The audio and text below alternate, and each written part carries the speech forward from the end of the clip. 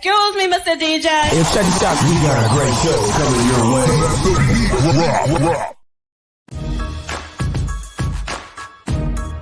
From the ECSI Sports Studios, it's the Midday Market Report with Jeff Dawson.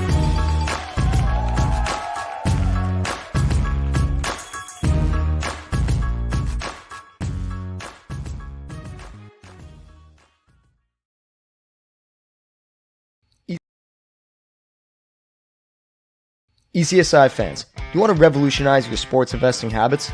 Allow me to tell you about WagerWire. WagerWire is an app that helps you become a superior bettor by allowing you to sync all of your sports books and track all of your bets in one place. See your current action, your betting history, and stats. You can also sign up for sports books and collect bonus offers. Follow them at WagerWire on X, as they're the best account on the platform. Head to the App Store or Play Store now and search WagerWire. Download the app.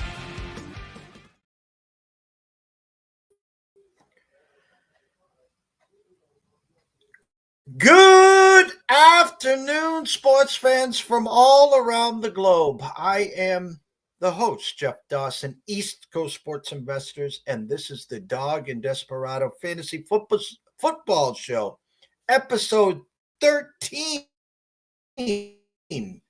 On Friday the 13th, 2023. Welcome. Week 6 in the NFL. A quick shout out to the gentlemen behind the glass, Joe Shea, Evan Lewis, Olu, Bennett, and of course, Cade Horton. And a shout out to our new sponsor in partnership with WagerWire. If you have not already downloaded the app, go to Google Play or wherever you download the app. It's free. Download it. Start syncing your bets. Start looking at your ROI. Start window shopping, which we strongly suggest here at ECSI. And go and take advantage of some of the promos at the sports books that are offered. And if you're looking to make a little side cash or hustle, go to affiliate at wagerwire.com. Tell them JD at ECSI sent you. Start making some quick cash. Christmas will be here before you know it. So without further ado, let's bring in the Hall of Famer himself, the one and only Mr. Shawn Childs. Jeff, you look like you got your warm-up shirt for the Browns. You starting this week? Call me PJ Walker. How's that? I got the Halloween colors here. So another week in the books. For you, Shawn, I know you not just NFFC, you play in a lot of other high-stake leagues that the playoffs start earlier than they do in the NFFC. So I almost want to say you're getting close to your halfway point in your regular season sprints, correct?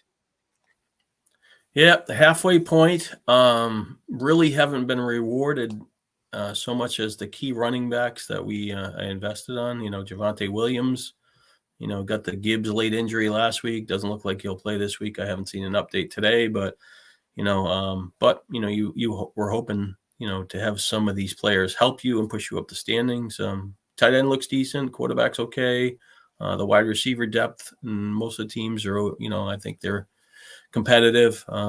Just a matter of getting enough out of the running back position. I didn't end up with at least in the high dollar events, the H-hand guy to propel me up the standings to have some sort of cushion. But you're hoping that you hit on somebody else. But it's a battle. I think I did okay at kicker and defense. The running back position is always tricky.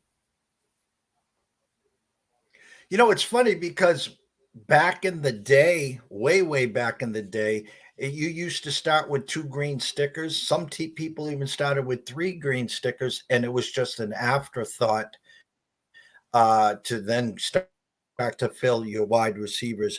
As you know, the success that we have had in the NFFC and other high-stakes competitions, you have now gone to the other approach where you blast the yellows till you feel comfortable, identify a couple running backs. And for me, what I used to do is then identify the pass catching backs as the RB2s or the flexes. But you look at what has happened this year. Who would have thought in July and August and now September, as we were drafting, the last man standing was CMC. You know, when you were drafting, it was like Jefferson. And then when you got to CMC or Eckler, you're like, well, let me grab Chase. Let me grab Tyreek. And then you talk about the A chains of the world, the David Montgomerys of the world. I'm seeing 25, 26 points a week from CMC, A chain. The running back spot and the teams that you're looking up at, Shawn, have identified or were fortunate. It's not the wide receivers carrying us this year so far. Yeah, there's a couple teams. I would say that, the teams that got Tyreek Hill, I mean, Jefferson obviously started off well, and then Keenan Allen. If you had two players like that, it gave you a decent cushion. But those running backs, you get McCaffrey, you got a big edge. I got a McCaffrey team that really didn't hit on the rest of the stuff. It's a decent team, but it's trailing for sure. When you've got McCaffrey, you think you're going to be in the hunt, because he has some big games. But the Miami backs, they're in the top 5 in scoring. The Miami's probably the best overall team for the running back position. But will Jacobs emerge? Will Jonathan Taylor have value? With Kamara, looks like he definitely is an improvement, going to help some teams. Bijan Robinson's been decent, not scoring touchdowns. Montgomery looks pretty good. Swift looks like, settle in pretty good, but can he stay healthy? But does the script flip, when the Mostert gets injured or something, or that type of player gets injured and these people have to kind of scramble? Even the Breece Hall teams, I mean, other than the Jets quarterback play, I mean, he looks like he's a pretty good player. It's just a matter of, can they score enough to him have impact touchdowns? So, as the season goes on, I think the running backs will kind of push up the standings a little bit, but the wide receivers, the top few of them, can offer those, those big games like DJ Moore and Chase last week, where those just really separator scores. Generally, the running backs don't get that high unless you got like McCaffrey that score, a ton of touchdowns and get catches and yards. So it's McCaffrey in a gap, and the rest is we'll see how it changes going forward. I'm glad you brought that up, because when drafting, when trying to establish a game plan based upon where you're drafting in the first round, I always talk about who can get you a 50 burger. And obviously Tyreek already has that on his resume. Jamar Chase has that on his resume. DJ Moore had never had it on his resume. And then I'm looking further down, and you're looking for those fillers, the second round, or the turn, the St. Browns, the Garrett Wilsons, the Calvin Ridley who got pushed up. And then you look to the back end, the T. Higgins who got a goose egg game 1, 28 in the second week, and then again, nothing. DK Metcalf's. I mean, there's a lot of landmines, and it's funny if you go back on these draft Shawns and you're scratching your head, and not that we play Monday morning quarterback here, but who we drafted versus who we missed. And you were talking about the running backs, and one that you didn't talk about that seems to be rounded in reform. I know we've had him since diapers, and you got to be excited with the progress is ETN. Yeah, he jumped up to 4th in scoring, had his best game of his career last week, 184 yards, 4 catches, a couple of touchdowns. Kind of like when you were talking off the line, what game could kind of go this week. And Jacksonville looked a little better offensively, had a big win. They haven't really connected, and also, or, clicked on also as passing the ball. So maybe that's kind of step forward.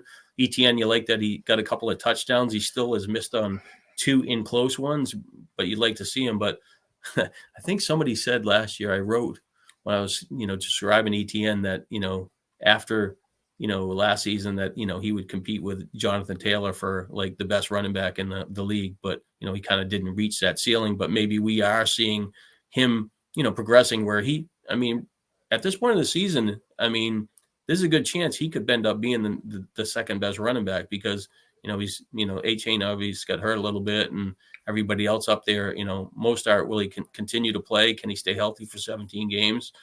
Does he really catch enough passes? Will, something happen to Tua? There's a lot of things that could go sideways there, even though Miami's offense has been what they say it's the best, ever after 5 games as far as yards.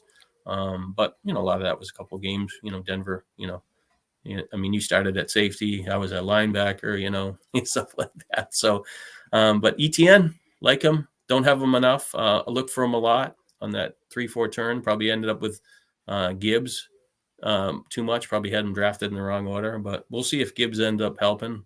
Could be that difference maker later in the year. But ETN, very attractive player. And you brought up Breece Hall a few minutes ago. Have him in a cup. No, have him only, I think, in one spot. We identified him. You identified him last year. I didn't have him last year. And then I watched him. I'm like, holy cow. I saw him in college, of course, but I liked what I saw. Kind of the same feeling that I had with Kenneth Walker. Do have him, and he just didn't touch the ball, obviously, enough in the first 4 games. Coach comes out and says he's off the pitch count, and he looked very, very strong last week. Faces a Philly team, which we're going to need some game flow, obviously, this week. The problem when you play Philly is in the second half, they play keep away. 3 weeks ago in Tampa on a Thursday night, Tampa kicks it to them with 9.5 minutes left in the fourth quarter. Tampa never saw the ball the rest of the game. They did the same thing last week. They played keep away. They have an offensive line second to none. They have Swift. They have Gainwell. They have Rashard Penny, which I'm kind of surprised they're holding him hostage. I think, with the injuries around the league, they might be able to get something for him, but I know they're holding him for depth there. But what I wanted to go to is the injuries. This week. Jefferson on the IR, can't come back till at least week 10. I've talked out loud. I'm nervous there. The thoughts that maybe Minnesota could move on with a couple more losses with Cousins. We know he's a free agent. We know he's not coming back next year. Why would Jefferson come back? Just today's athlete and today's society. If he comes back and they're 1-9, what do I got to prove? He's looking for a contract. A-Chain, who on this past July, I was coming home. I had Sirius Radio on. I was listening to someone talk about him. I reached out to you about A-Chain. We all loved him. Then he gets hurt. So we kind of pulled back there. Jeff Wilson now active, but still hurt. Mozart, we know, is not the 17-game back. I did pick Ahmad up in a lot of spots this past week just to grab, just like Jordan Mason. So long-winded question to you here, Shawn, is in the season long, we build a core and then we try to add depth, get rid of the dead weight and add depth. Can you talk to the people on how that goes? Like I said, I picked up a lot of Jordan Masons. I know Mitchell's in front of him, but he's banged up. I picked up Ahmed because not just because I have A-Chain in spots, but because of that stable. Help the people, the waiver wire, to build that depth. Yeah, in the high stakes market, realistically, in most weeks, we're not going to find an impact player unless some strange running back gets hurt and something transpires where somebody suddenly has a job.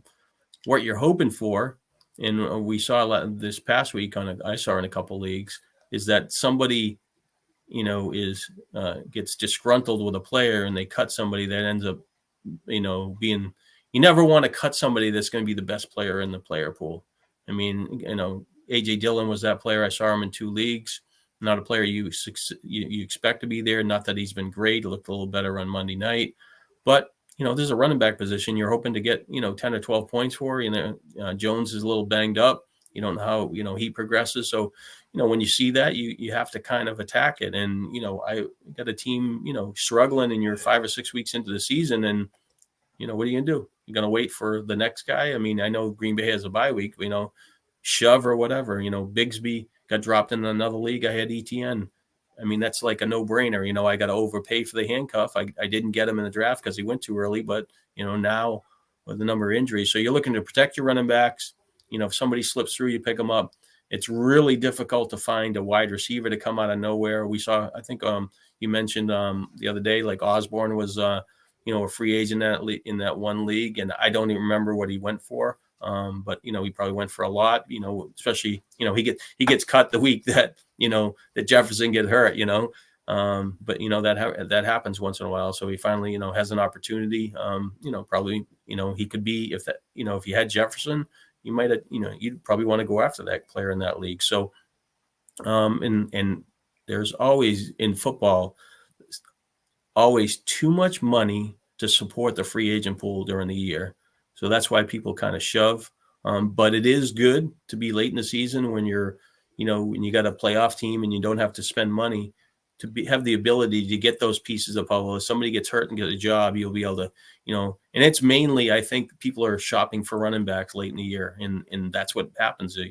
You get a pretty good team, maybe a little weakness at one running back position, or one of your top ones didn't start off so well because of an injury. And suddenly you find that second guy and it comes together and you got a good quarterback, three good receivers, a tight end, and it kind of all gels. And, you get 20 points out of both running back positions late in the year, and then you make a run at, overall title. So it's just, it's trying to be patient and be realistic what is in the pool and, keep your money. And, next week somebody might drop a present for you. Well, this week's present, and I actually had to move him into one of the starting lineups, was Dunta Foreman. In one league, I bid 159 and won. The runner-up bid was 158, the luckiest bid of the year so far. Another league, I got him for 229. He's on the bench, but there again, I did draft Roschon Johnson in a few spots. I had no Khalil Herbert in any spots, but now Dunta Foreman moves into the starting lineup in Chicago there. What's your thoughts moving forward on Foreman? Yeah, he's more of an early down runner. You got the quarterback that's going to steal some rushing touchdowns. When they play from the lead, he's obviously going to have more value. I think Johnson, when he gets back on the field, will be a little more of a pass catcher, even though he's a big back. But, Foreman, it's a decent matchup for him this week. I mean, you're hoping that he scores a touchdown and maybe, gets you, a 15-point game and maybe bridge you. Maybe he hits on a second touchdown, but it's not a bad pickup. Did they rule Johnson out for this game? I haven't stayed close to the updates this morning. I was doing some writing.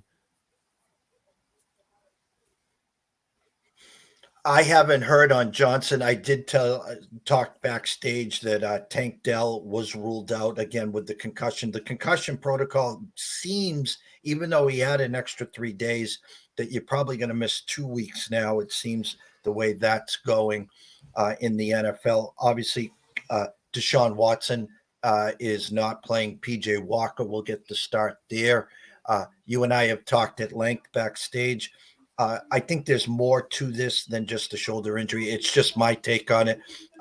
Cleared to play bye week, still not playing.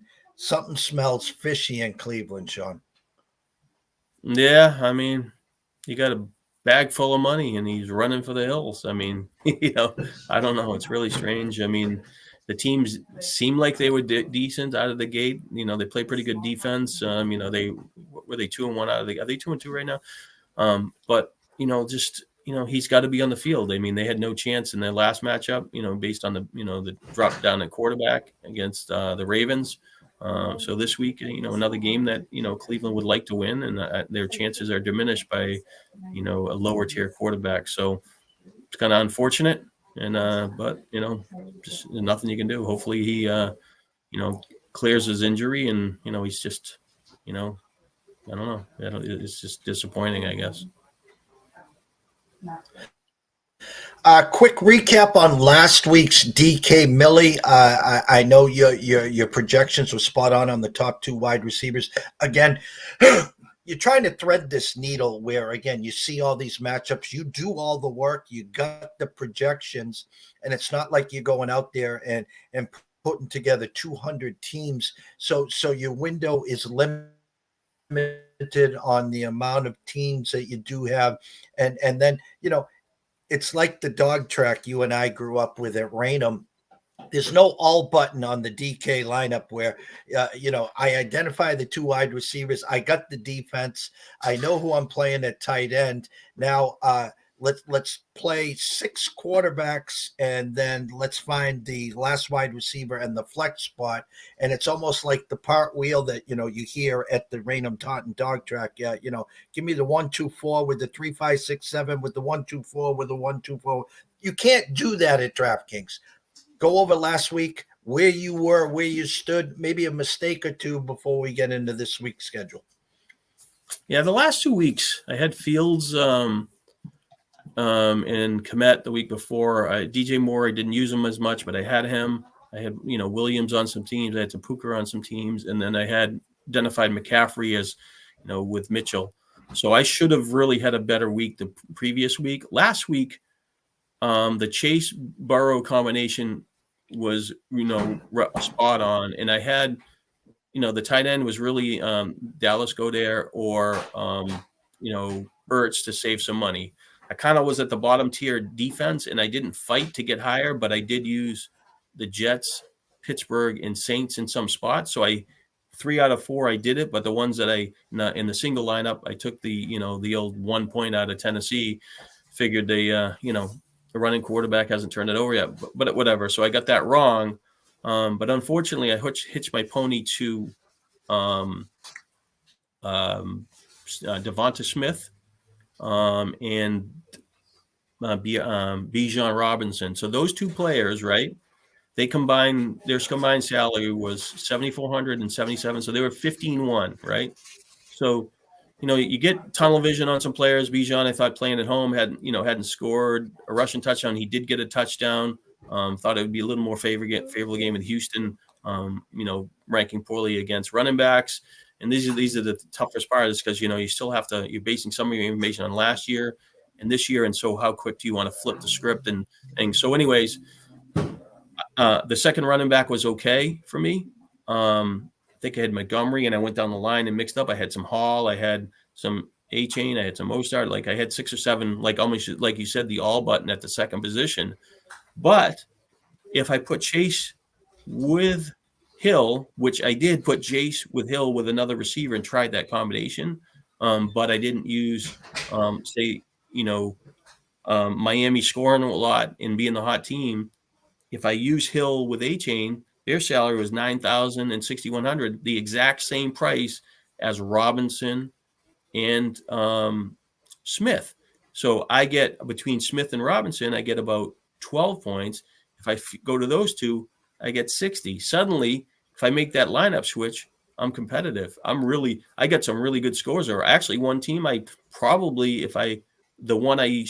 end up with Hall at the second running back, and I filtered in with that same thought process as the second running back, I could have potentially put up 255 and been in the $1 million maker like 4th or 5th. So, but limited bankroll, can't shove in like you said. How much people can put 150 teams in, but I don't have $3,000. I mean, I can maybe 10 or 15, sometimes 20. Take a shot.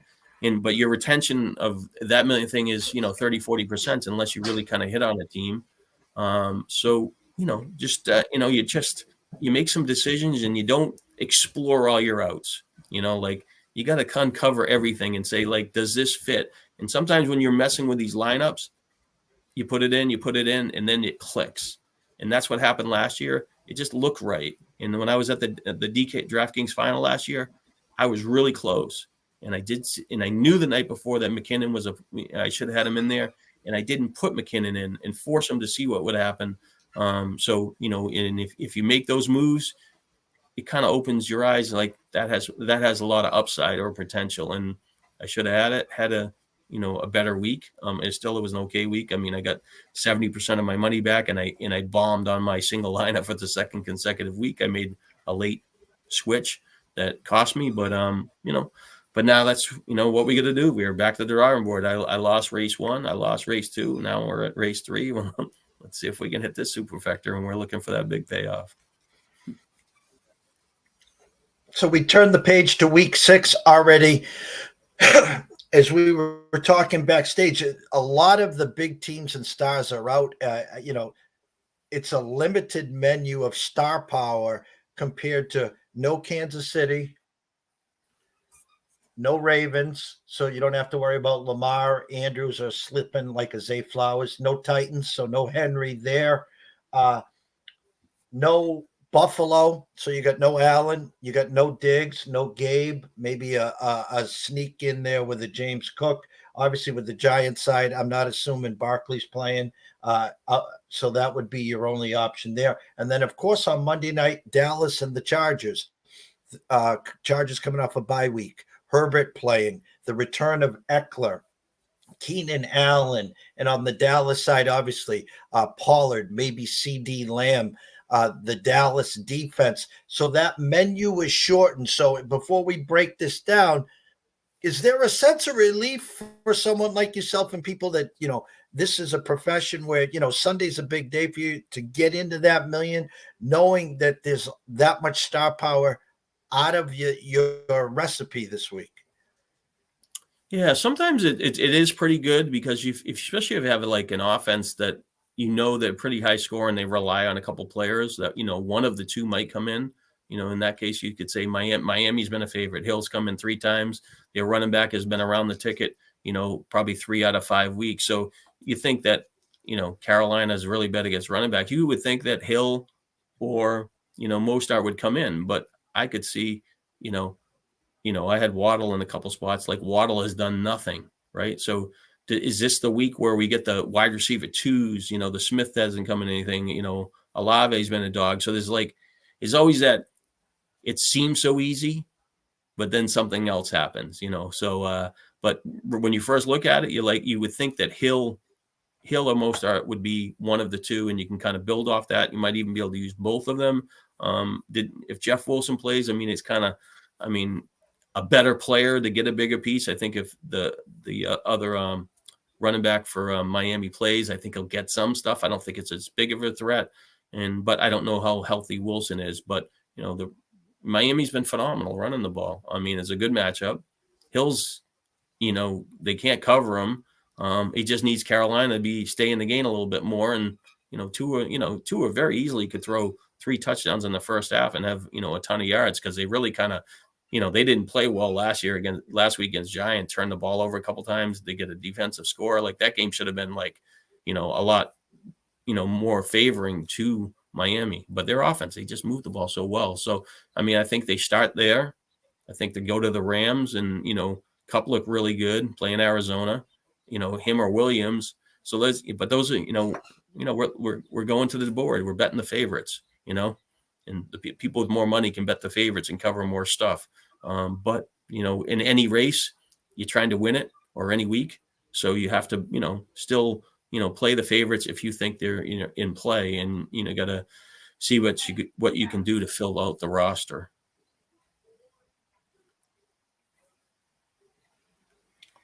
All right. I'm going to flip the switch over to you. We can start at the quarterbacks. You talked about some matchups here. Minnesota at Chicago, obviously, week 1 Cousins without Justin Jefferson. Obviously, Addison gets a bump. Hawkinson gets a bump.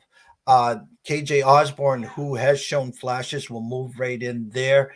Justin Fields and the Bears coming off a couple of extra days off.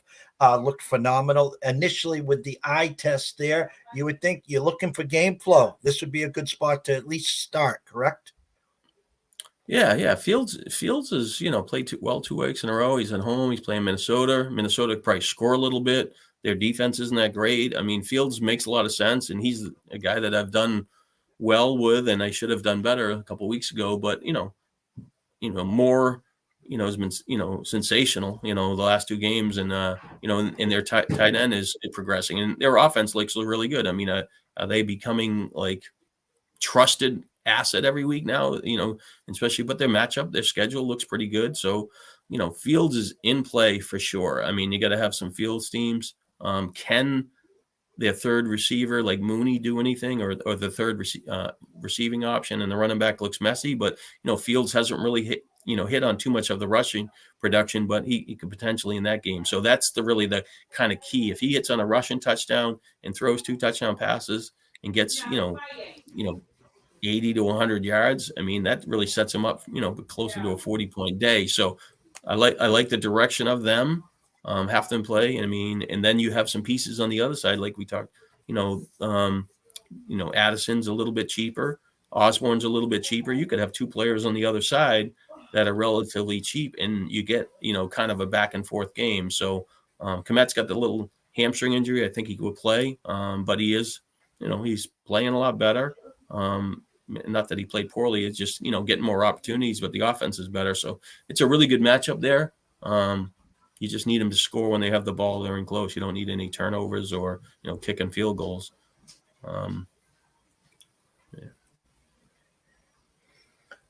Seattle, Cincinnati, the return of Joe last week, the Burrow Chase teams, the teams that were Cincinnati heavy in the regular season leagues, at least got a breath of fresh air to at least be able to move up a few ranks with that combination.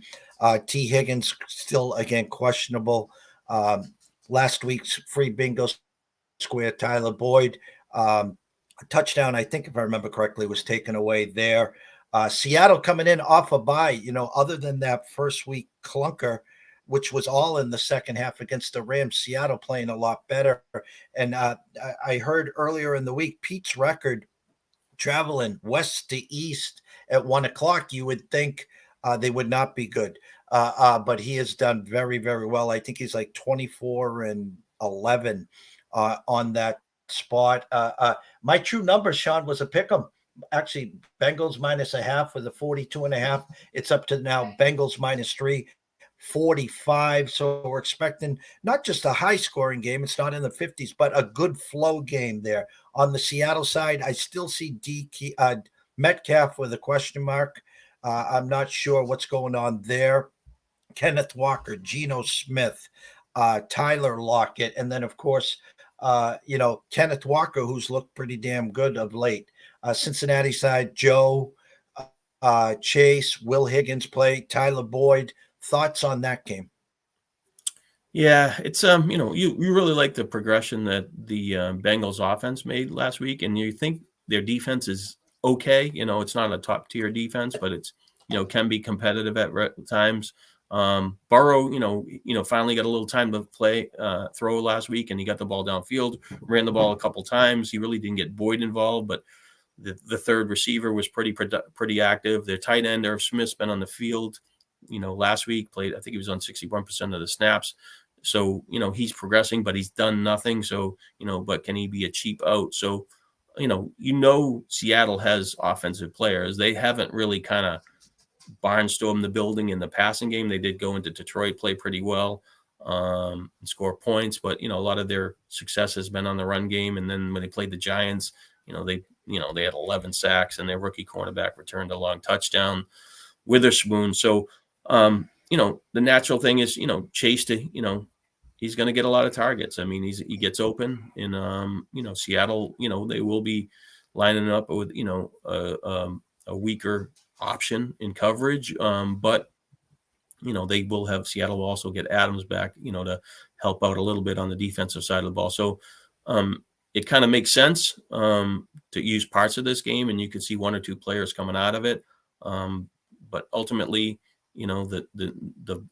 the winning score or whatever, the highest upside thing would be the Burrow to Chase, and Seattle will score, but will they come in back-to-back weeks? I mean, I've got them rated high, but and I'm definitely interested because he gets so many targets. So that's 2-game winning streak, and what people will gravitate to, because now they will gravitate to Chase. Now he's suddenly the 7th highest scoring wide receiver, and he's only really a game and a half from being up with Hill. And I'm a firm believer of teams coming off bye weeks. It gives them a week to work on some stuff. I know a guy you are high on. I have in a couple spots, obviously haven't played him yet, is Mr. Njigba from Ohio State. Gives them an extra week maybe to work on some stuff. Not that you'd be pushing all in or anything, but again, we're into week 6. You start to see some of these rookies that haven't done much. This is why we drafted them. This is why we didn't cut them, is because now we're waiting for that second half, and hopefully in our playoffs in week 15, 16, 17, these guys are emerging. At any point, if you dug into that game and you went star heavy, do you think he could be sneaky? Maybe this is his breakout game. He really is. He's actually got kind of really a kind of Jamar Gibbs feel at wide receiver. When I'm saying that, I mean that Seattle hasn't got him in space. He's kept throwing him close to the line of scrimmage. Somebody's making a tackle on, he's getting no yards.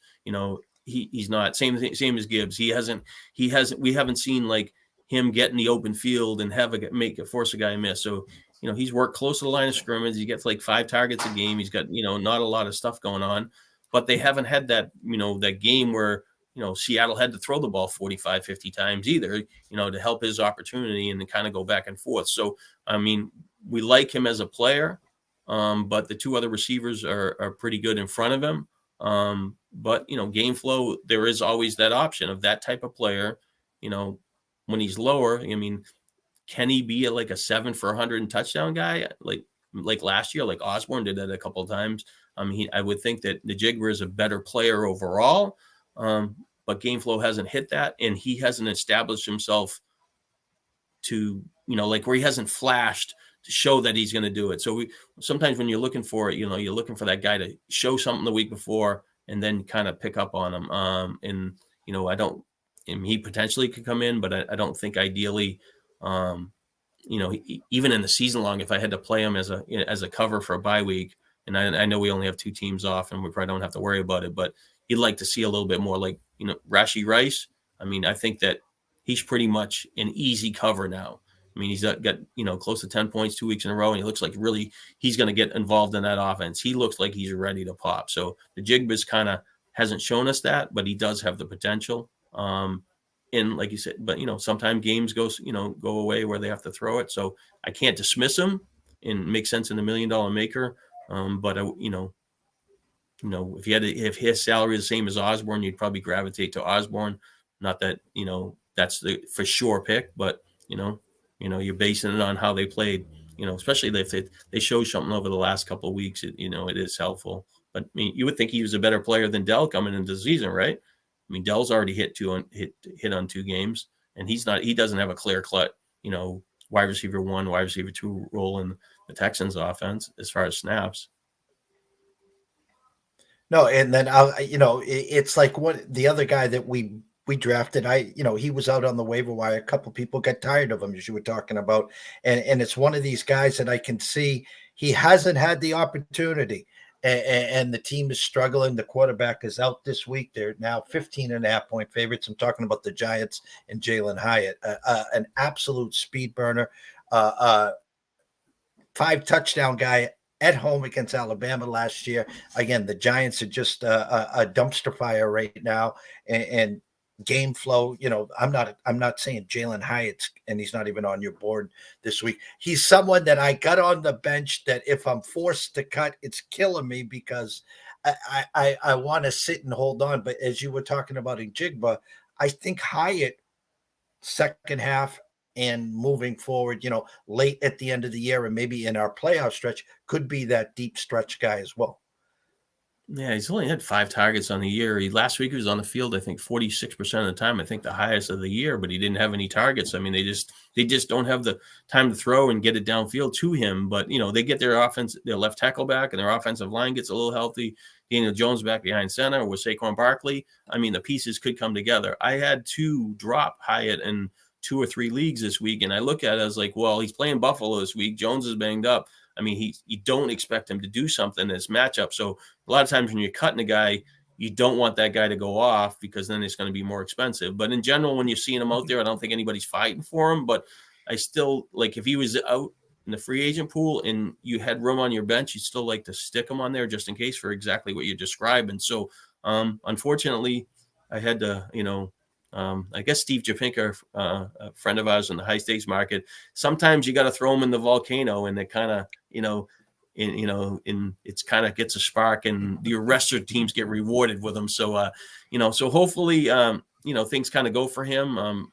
Don't think it's going to be this week, but just because of the quarterback situation, what's going on. But, I'll be looking at the teams I dropped them last week and see if I can re-add them back on the team. But, just covering bye weeks, negotiating those, couple of weeks, especially when you got multiple guys that are off. And, I don't have too many Pittsburgh, Green Bay guys, but, whatever reason, there could be a different injury. And I think probably for me is more of I had to cover the running back because Javonte Williams didn't want to play him. Gibbs is, 90% probably going to be out. So now I got to get a body somehow, try to get Ingram from Arizona in coverage. So, you just try to survive for a couple of weeks and not give away a good player that can help you late in the year. Going down further on the board, San Fran and Cleveland, no Deshaun Watson. My true number was 41 with a 6, now up to 9.5 and 10. So they announced that PJ Walker would be playing. So they bumped that up another field goal, a 36. Opening week this year, San Fran at Pittsburgh just took over the game in the first quarter. That just steamrolled them there. This San Fran team right now is a wagon, considered the best team in football by most. Big game last week against Dallas, and now they got to travel to Cleveland again with no Watson. Game flow scary here. I assume no Brock Purdy, Debo. Why am I drawing? Ayuk, Kittle, who had a big game, CMC. You're going to basically be staying out of this game, Shawn? I think McCaffrey's live, but, because they think they'll play from the lead and, they're going to most likely control the game, and he has the potential to get 30 points. And especially with some teams off and the running back positions are kind of sketchy. But can you get him in your lineup with another star player to get a separator score? So he's in. Ayuk is, he's got the potential to score, and he seems like he's kind of like gapped, but ahead of Debo Samuel and Kittle as far as opportunity. So he can potentially score, and we saw some big plays against the Cowboys. And then Kittle, he scored last week, but his overall targets are down. But I think at the tight end position, you just take the best you can. In the DFS market, he's 5,000. He doesn't really need a monster game to reach it. And, he had a nice run last year where he scored touchdowns. So he scored last year. They showed they looked from at the goal line. They threw 3 passes to him, and all 3 passes were on plays they kind of designed to go to him, and they were kind of easy scores. So you can't dismiss him. So he's live. Samuel's live. Debo, still a little banged up. Maybe get a little rushing. Just don't see maybe him getting the difference maker game, especially where you think that, running will be a big part of that game, probably in the second half. But just not ideal, but you can't dismiss San Francisco scoring either in that game because their offense has been pretty good. Sneaky game, Indianapolis at Jacksonville. My true numbers 45.5 with a 3.5, now 4 and a 44. We talked backstage. Jacksonville, 2 weeks in London. Obviously, they didn't travel back and forth. Won both games, covered both games. Offense looked real good against a tough Buffalo team. Come back home now. Indianapolis, Richardson on the IR. I'm going to guess, and I'm no doctor here, he might be out for the year, but we will wait and see there. In comes Gardner Minshew, the return of Jonathan Taylor, but the emergence and wow of Zach Moss there. I have 0 shares of Zach Moss. Pittman's been quietly having a decent year. On the flip side, Trevor Lawrence, ETN, Calvin Ridley, Ingram, will Zay play or not? Christian Kirk. Any thoughts on going in on this game? Well, you'd like to see the Jacksonville kind of progress off of last week. This is a rematch game because in week 1, Ridley had 8 for 111 and a touchdown against them. The Colts offense played a lot better than expected out of the gate. Jacksonville's defense was supposed to be okay, but the Colts, really kind of showed themselves out of the gate. And the ETN, I believe he scored a touchdown late to kind of make his day. But he did get sniped in that game by Bigsby for 1 touchdown. So he played decent in the first game. Ridley did. This game's at home. You would hope that Lawrence could finally put together maybe, a 3-touchdown game and 300 yards. He still hasn't made too many big plays, but, Ridley is the key to I think the offense. And Kirk, when you watch Kirk, he does get open a lot, and he seemed like he was, having an easier time, getting breaking free by a wider margin than Ridley in the beginning of that game last week. So, you have to keep him in your thoughts as well. So Kirk's, kind of it's kind of weird, when Ridley has a good game, maybe Kirk came back, I think against Kansas City, had like 11 catches, and those two could, alternate back and forth. But, there's pieces there. And on the Colts side, definitely Pittman gets a bump with the change of style at quarterback. I think the running back position is kind of a coin toss, because Moss has played enough to keep Taylor. He's stiff arming him. That's your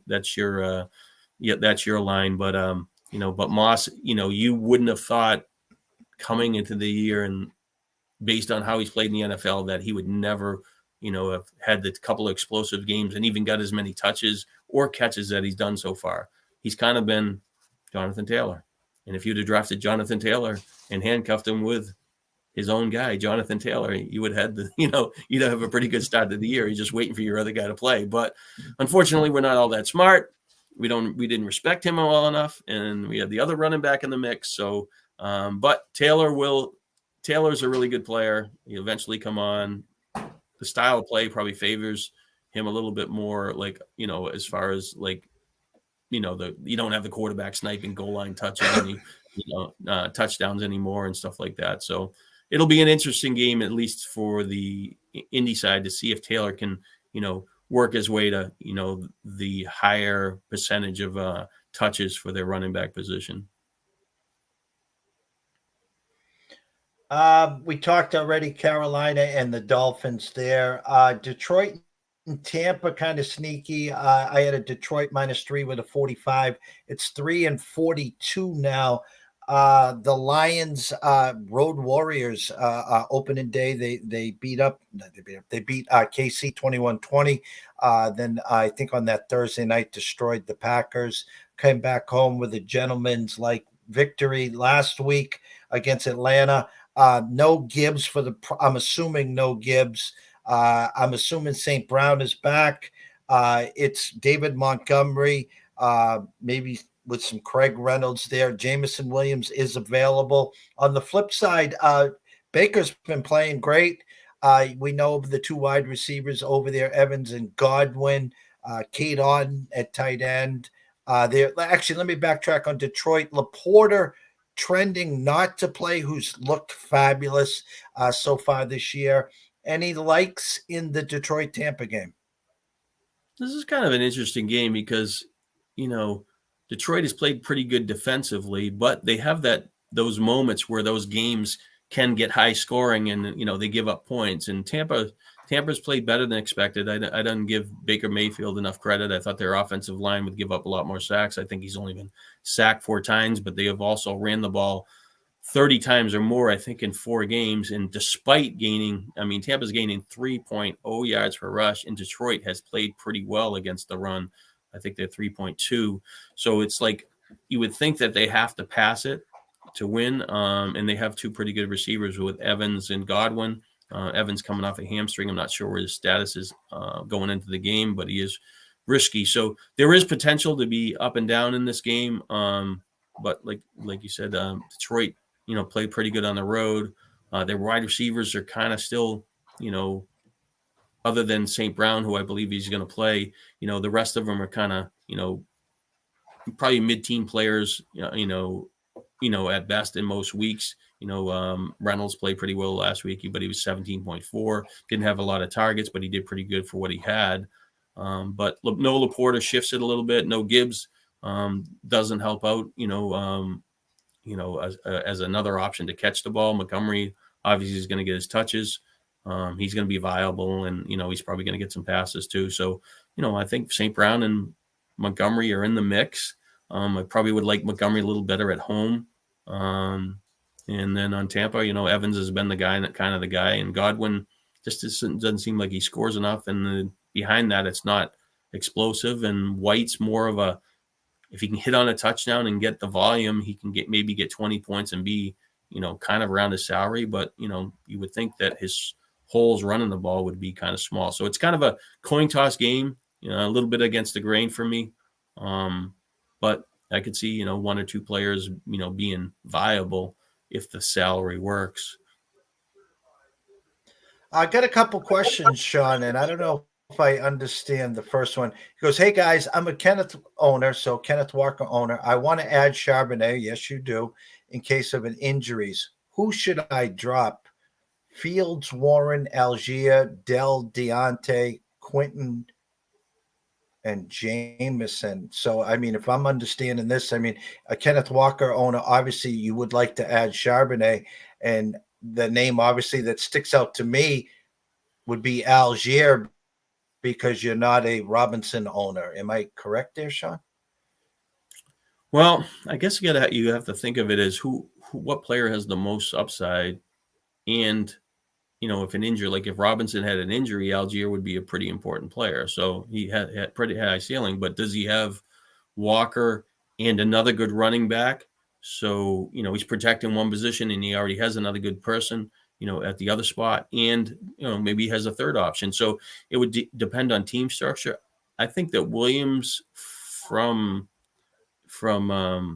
Detroit is kind of a wild card in this. So I'm not convinced he's going to be an impact player. I think that if you ask me who I would rather have, Quentin Johnston, I would probably rather have him, even though I would consider both players having a similar opportunity right now. But I think I like, you know, the potential of him being a big player for Chargers more than, you know, Williams for Detroit. But, you know, that's personal opinion. Williams has played in a few games, hasn't shown much, but he could potentially hit and needs playing time. Short roster format, I would probably lean to him, but it's not a lock. You know, but I mean, you definitely want to cover him. If he's got wide receiver depth, good wide receivers up front, I think he can get away with one of those back end two wide receivers. I'd keep the running back. They're harder to come by. Okay. I mean, for me, here's my devil's advocate. If, you know, you held Jameson this long and you're waiting to see if he pops. Quentin Johnson, the fact that there's no Big Mike this year, again, we know for a fact that Josh Palmer's going to slide in there. But again, rookie wide receiver, Potter Herbert already had the bye week. I'd be scared to cut him. Deontay Johnson's already said he's going to come back starting next week. Dell is concussed, but has had a great start. Algier, I know, is the one to me because I don't have Robinson, but I understand, obviously, if Robinson does get hurt, Algier does move in there. So I think, again, it's more of Seattle's already had their bye week. So if something happens to Kenneth, Charbonnet does move in there. So tough call there, Shawn. I do agree with you there. Sports Spotlight goes, would you guys trade away Kittle and St. Brown for Goddard and Justin Jefferson, full PPR league? Justin Jefferson. Well, I mean, I guess, where are you in the standings right now, right? I mean, you know, is it a keeper league? So he's 3-2, he says, in head-to-head right now. 3-2. So it's Justin Jefferson and Goddard. Is that and Kittle and what was the other one? St. Brown. Yeah. St. Brown. I think I guess ultimately, who is he got to play right now to, you know, who would he have to play to cover Jefferson? That's ultimately the question, you know. So if you had, let's say it's a short roster team, if he has like a Ridley to cover Jefferson, I would rather keep Jefferson, right? The tight end, Kittle's on the long term, Kittle's going to be the better tight end for me. I think Goddard is a pretty good player. He just gets like 5 or 6 targets. I think Kittle has more chances to score. I think the offense will flow better for him at times. He's kind of like he's still like the third, fourth option in the passing game. And Philly has 3, but I just don't, Godier's, he hasn't shown the ability to score a ton of touchdowns, and he tend to be frustrating. But I guess it's the cover at the receiver. Who are you going to cover for Jefferson? And where you're helping the other team in the league. So he has Jefferson. He's giving, he wants to get St. Brown. I guess that's the question, or is it the reverse? It says, would you trade away? So I'm assuming Sports Spotlight, I'm assuming you have Kittle and St. Brown for Godier and Jefferson. Again, I talked earlier in the show. I'm afraid that Jefferson's thought process, if he comes back and they're 1-9 or 2-8, or I think he can come back week 10. So let's say that they're 2-7 or 1-8. I don't know. I don't think it's going to take too much, I think, to trade the quarterback there mid-season. But we know Jefferson, and as I talked to Shawn earlier this week, he's a guy that had never missed a game, and he always plays through this, and it's not that he doesn't want to play. So you're right, Shawn. He might, really want to come back and at least try to save the season. I think long-term, Kittle's always finds a way to get banged up. I think, we saw a flash of Godier. Again, I think Hurts has just been trying to keep A.J. Brown quiet. I think Devontae will see the end zone this week. He got a touchdown taken away last week, by the way, there. So to trade, if it is a keeper league, obviously you want to get Jefferson, but I think you're right there, Shawn. Do you have a hard time trading for hurt players, Shawn? Well, generally, but if it's a short roster format and, or where it's a kind of a home league, you can have a better bench and you can get away with it.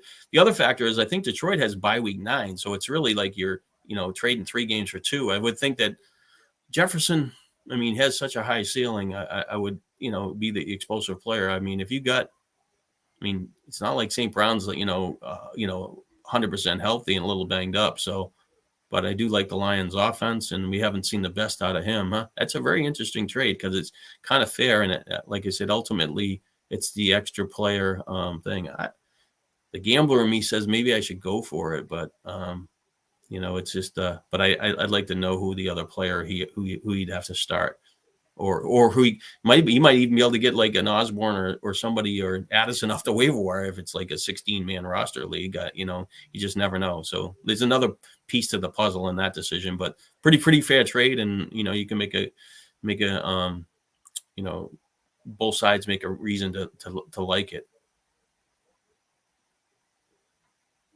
Sports Spotlight, if you want to go on the Godier Jefferson side, you might want to get a little creative and go see who has Osborne, and maybe you could do a swap and get Osborne at least to fill that role as well over there.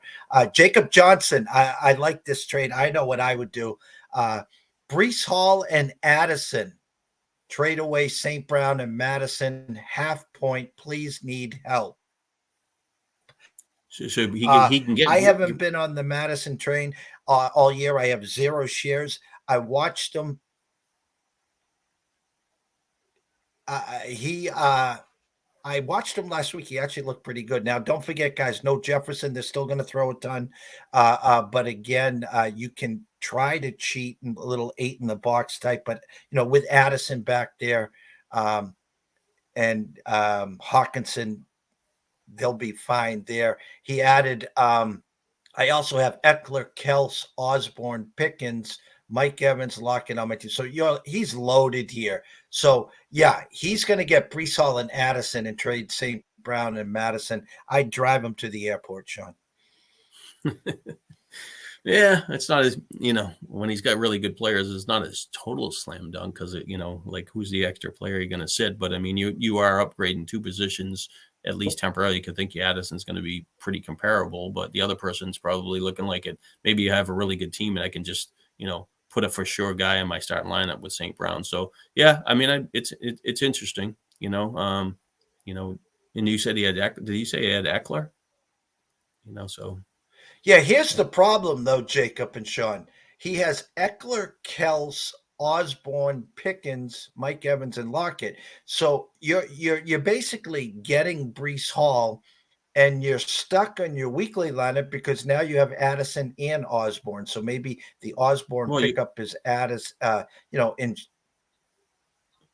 Yeah, no, but if he had Addison and Osborne, he's playing Addison. I mean, I would think, like Addison has potential, to be a lot higher ceiling. So I think that Osborne, is more of like ends up being a bye week cover or something like that, or another insurance policy.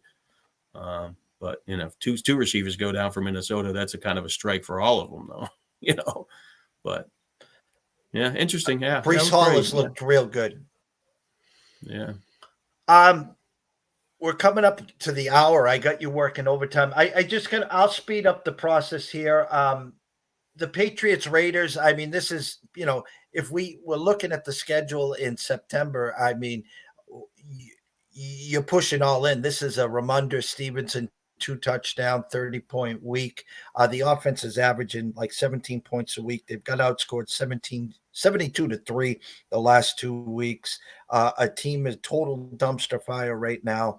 And on the flip side, big win for Josh McDaniels and Vegas last week against Green Bay. Go back to last year. The Patriots had this game won in Vegas, and then Vegas ties it late, and the Patriots then did the old run the last play, and then for some reason we pitched it back, and Chandler Jones gets the ball, steps on Mac Jones, and runs for a touchdown. Ramondre, Devontae Adams, we do know how banged up the secondary is in the defense for the Pats. The Jacoby Myers revenge game, Josh Jacobs. Anything in this game, Sean? It's sneaky because the total here is only at a 42. So, thoughts?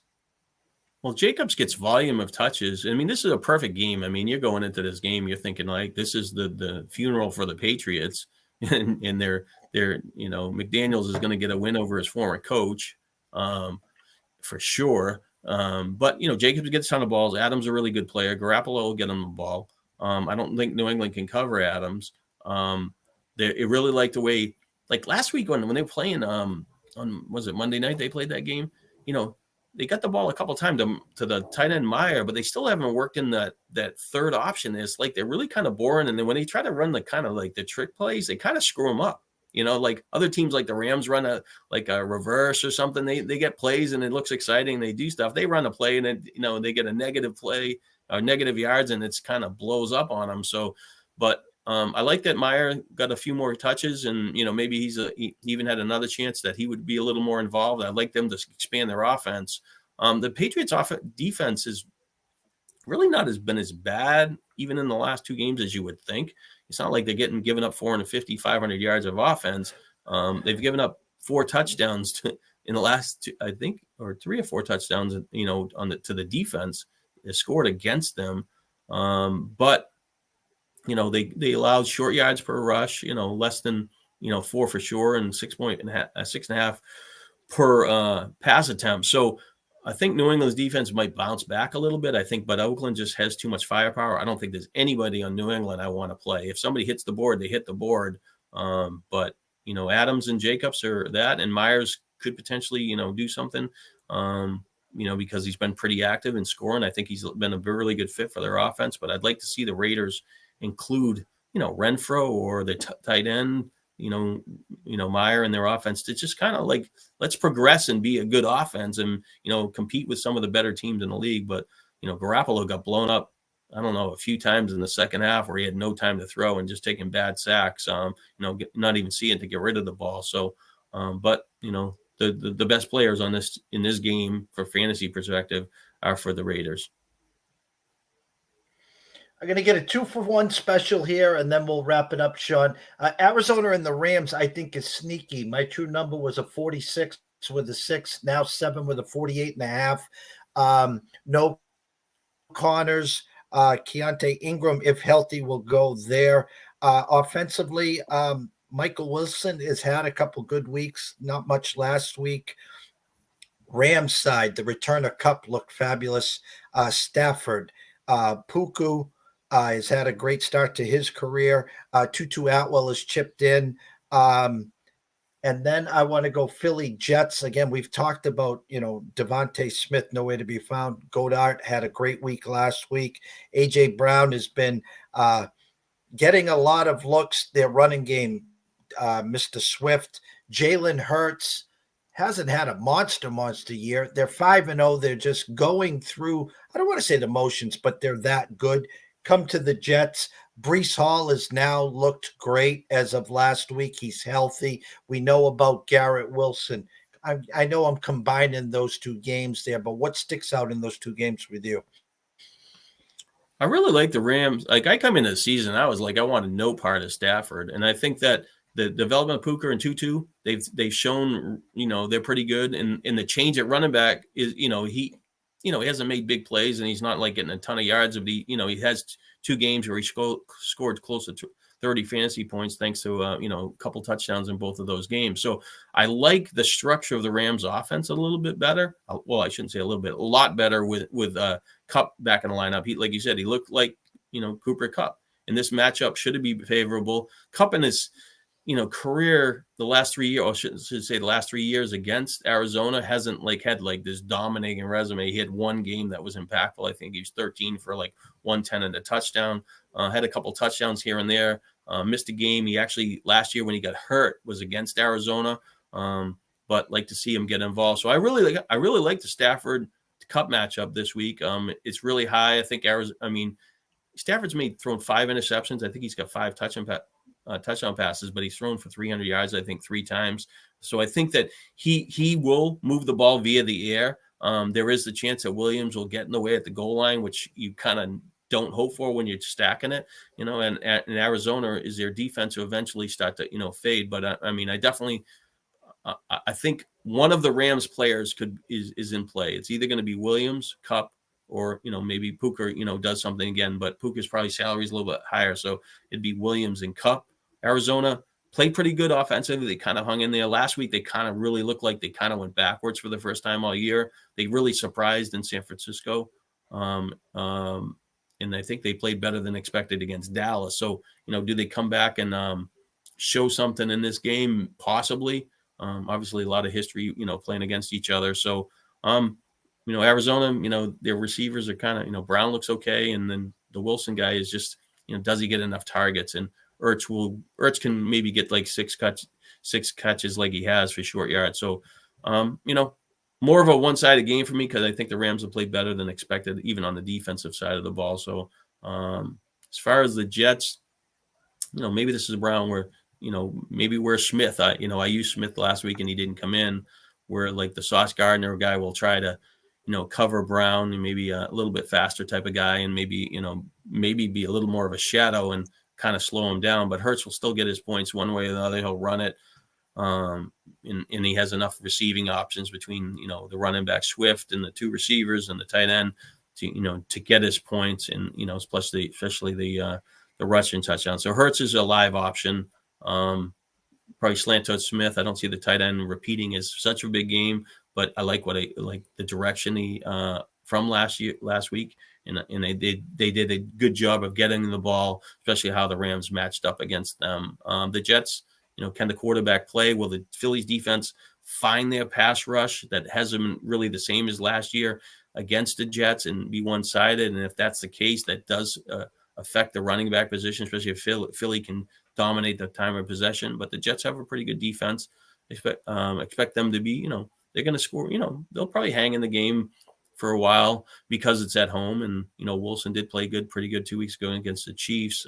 So not much as far as the Jets. I don't think the wide receiver is going to be in play. And I really don't think Hall's going to be as explosive as he was last week because a lot of his, his fantasy output, it's almost half of it was on one play. He had a 70-something yard run with a touchdown. That's 13. He scored 30 points, so realistically, fine for the season-long games, a mid-tier game, but, I don't think it's going to be impactful, even though I like the talent of Hall. So that's kind of a fast run through. I don't know if I covered enough there, but a lot going on in both games.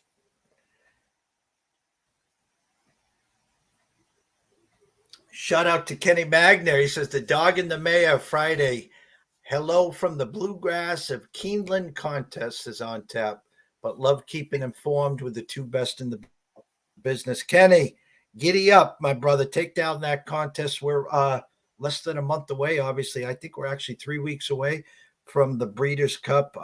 Expecting big things from the group this year, as I know you guys will be ready.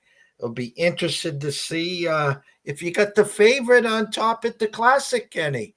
It's been a big year for that horse, and it'll be interesting to see your thoughts with the horse from the East Coast traveling west, and excited for that. But Shawn, I had you working overtime this week. Thank you. It's it's kind of funny. As I said in the beginning, it was a shortened board, but again, I think the way we broke it down this week, we were able to open up some more ideas. But as I always close here, tell everyone where they can find all your work and where they can sign up for literally 30 cents a day. Yeah, well, before you say it, I think next year, I think I got to make the trip to Del Mar again because I got a free place to stay in San Diego. So I think the Breeders' Cup could be on against next year. But even though you go to it, I mean, it's like you don't want to pay the $500 for the ticket or to get the seat. Last year, we were in the, sitting in the infield, and basically I could have been in your living room and had the same view. It would have been better at home. You don't even get the atmosphere. So I think going to that is fine. I like when we went to Monmouth and I went to the Kentucky Derby, but I don't know the excitement. I think going to San Diego is fine, but betting off the phone might be a little bit better and staying in the hotel room or the apartment. But anyways, I'm Shawn __ Childs at Twitter or X or whatever you want to call it. I don't even know. X marks the spot. Fantasyanalyst.substack.com, and my content also gets put on Full Time Fantasy. Just trying to make a way. We put out some baseball stuff. Had to play golf on a Monday, so I got detoured on a day that I should have done a little more baseball work, but we'll get there. We got to try to put in, I would think at least, I would like to put in 60, 70 hours before the first of the year to get a jump on baseball. Hopefully I can squeeze that in, but football does encompass a lot of the time, and it's a pretty exciting time of the year, especially if you get some teams in the hunt.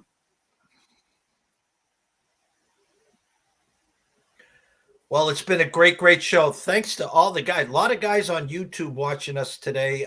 Thank you guys. Thanks to Jacob. Thanks to Sports Spotlight. Thanks to George Play One. All the people on Facebook, Twitter, and everywhere else. Twitch, getting a lot of followers on Twitch. We can't thank you enough. We're here every Friday at 1:00. The Dawg and the Desperados trying to get you ready for your regular season matchups, but of course trying to take down the Millie Maker in DraftKings. So at 3:00, about 40 minutes, myself and Matt Grissom, 3 Men in a Box, we'll be talking some college football. And then at 5:00, I'll be live from LA with Ron at Ron A Sports, talking the more data and the analysis in the college and NFL game. But for now, from myself, Jeff Dawson at EC Sports Invest, the one and only Shawn Childs at Shawn Childs Shawn __ Childs, on Twitter, and catch his work at Full Time Fantasy. We will be back soon.